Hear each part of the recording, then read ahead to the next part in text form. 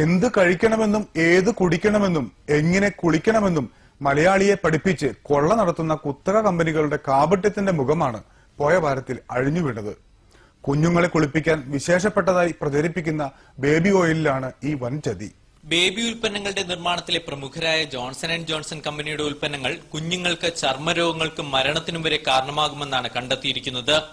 Baby oil എന്ന പേരിൽ നൽകുന്നത് റിഫൈനറികളിൽ നിന്നും പെട്രോളിനോടൊപ്പം ലഭിക്കുന്ന ശുദ്ധീകരിക്കാത്ത മണ്ണെണ്ണ.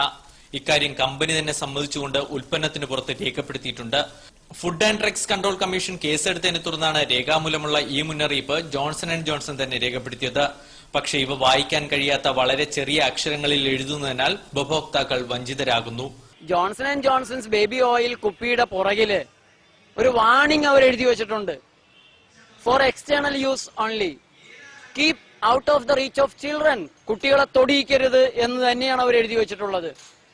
To prevent accidental drinking and inhalation which can cause severe injury.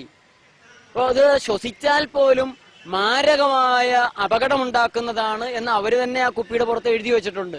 Johnson and ജോൺസന്റെ baby powder, baby shampoo, baby soap, hair oil തുടങ്ങി എല്ലാ ഉൽപ്പന്നങ്ങളും കുഞ്ഞുങ്ങളിൽ നിന്നും മാറ്റിവെക്കണമെന്ന രേഖാമൂലം മുന്നറിയിപ്പ് നൽകിയാണ് ഉൽപ്പന്നം നിലവിൽ പുറത്തിറക്കുന്നതും.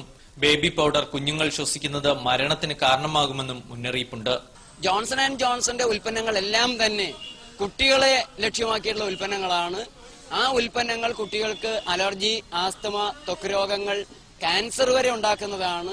ജോൺസന്റെ തന്നെ ഫാർമസ്യൂട്ടിക്കൽ ഡിവിഷൻ ഈ ഉൽപ്പന്നങ്ങൾ ഉപയോഗിച്ചു കഴിഞ്ഞാൽ ഉണ്ടാകാവുന്ന രോഗങ്ങളെ മുൻകൂട്ടി മനസ്സിലാക്കി ആ രോഗങ്ങൾക്കുള്ള മരുന്നുകൾ ഉണ്ടാക്കുകയാണ് ചെയ്യുന്നത്.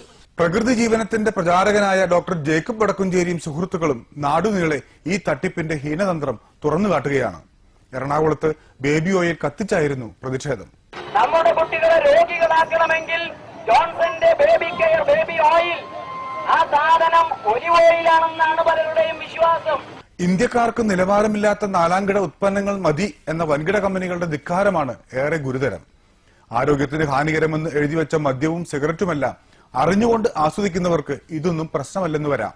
എന്നാൽ ഒന്നും അറിയാത്ത കുഞ്ഞുങ്ങളെയും കുരുതി കഴിക്കണോ എന്നതാണ് പ്രധാന പ്രശ്നം.